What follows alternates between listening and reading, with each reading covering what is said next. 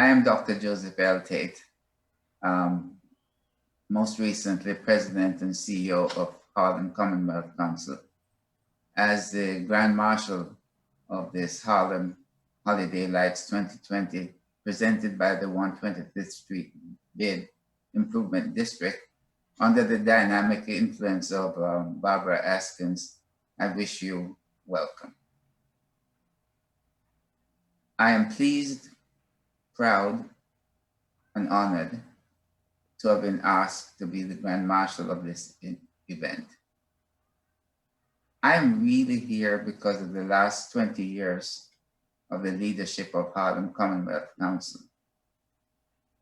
Just as an aside, a little known fact, the bid was sponsored in its infancy by Harlem Commonwealth Council. And were it not for HCC, it's quite possible that we would not have had the long tenure of the bid as we now know it. It would have come at a later time, but we might not have even been so lucky as to have Barbara, who has done a tremendous job of the bid. I have been asked many times, what does Harlem mean to me? I came here as an immigrant in 1960. And fortuitously, I found myself living at 454 West 153rd Street in the house of Frank and Dana Douglas. And they were the owners of the original Red Rooster. They were active in the NAACP. They were active in some of the political activities at the time. They were avid supporters of Adam Clayton Powell. So as their boarder, if you call it that, I was fortunate to meet some of the political leaders of the time, including, I think he was the first Black borough president of Manhattan, Woolan Jack. I proceeded with my education at NYU.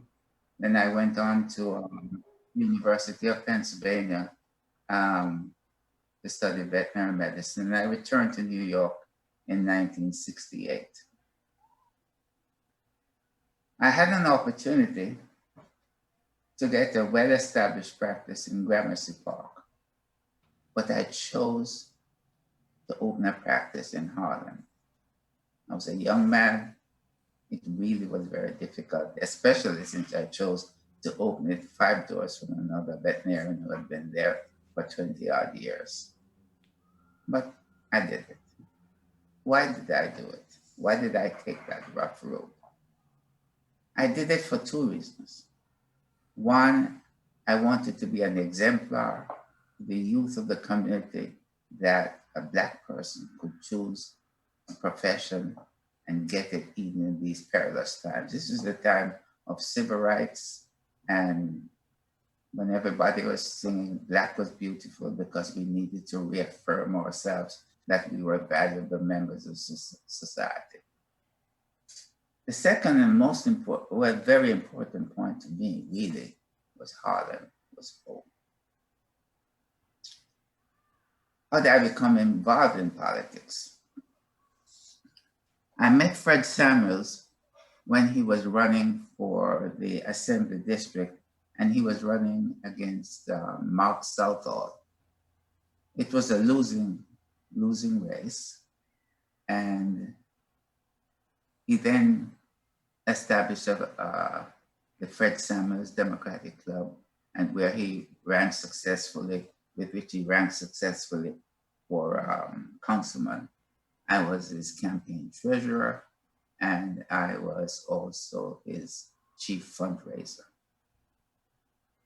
From that, I then met Percy Sutton, who appointed me to the community board, which I became the chairman of Community Board 9.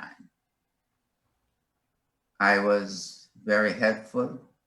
I was involved with the Percy Sutton mayoral campaign where I also did some fundraising, and I got him the support of the New York City Veterinary Medical Association, of which I was president. And I might say I was the only Black veterinarian in New York, and I was the first Black president of the New York City Veterinary Association. As a matter of fact, I was the only Black member of the New York City Veterinary Medical Association. From Planning Board 9, I got myself onto the board of Harlem Commonwealth Council. Little did I know of the role that I would be playing with Harlem Commonwealth Council. Little did I know that I would become the CEO sometime down the road of Harlem Commonwealth Council. Little did I know that it would be the most satisfying years of my life, because I really liked my involvement with the community. With the creation of Harlem, USA, HCC was very involved with that. It was on their property. And we did not know it at the time, but that was the beginning of the resurgence of 125th Street, because 125th Street, although it was a well-known corridor, was not an area of real great economic activity, not the 125th Street that you know now. And so we were involved with that.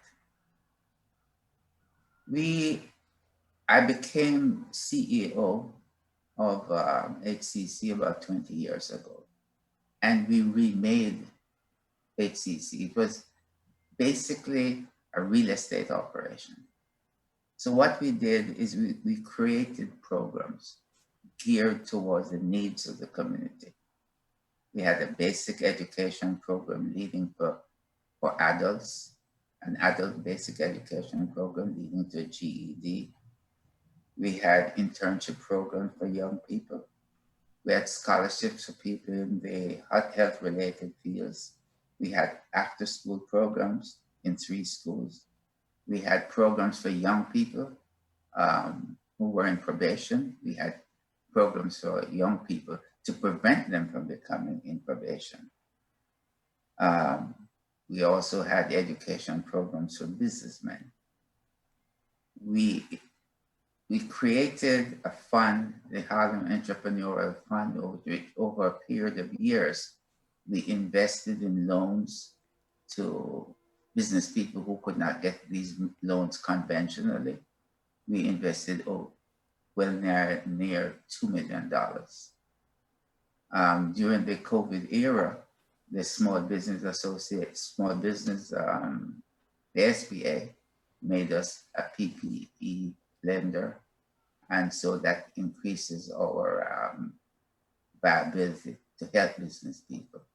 Through the help of local politicals, we also had we run an SBS program as an arm of the SBS agency of the city. I can really proudly say that there's no other organization in Harlem that provides the breadth, depth, and quality as HCC does and covers the bases that we do. There's new leadership now, and I can guarantee you that the beat will continue.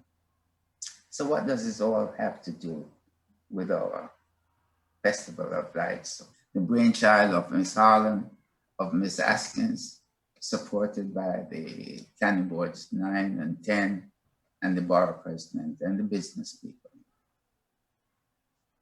In an era of pandemic, the COVID-19, when everything looks dim and the future is pretty well unknown, these lights for me serve as a beacon to all of us. It's a beacon that tells us that we will survive because we must survive. It represents for me almost a celestial light that keeps us going. All will be well. That's what this means. And this is a tradition that will continue from year to year and spread optimism throughout our community, which is what we need. Thank you, Ms. Askins and the bid for this honor. Be safe and continue to help each other. Our survival depends on it. Thank you very much.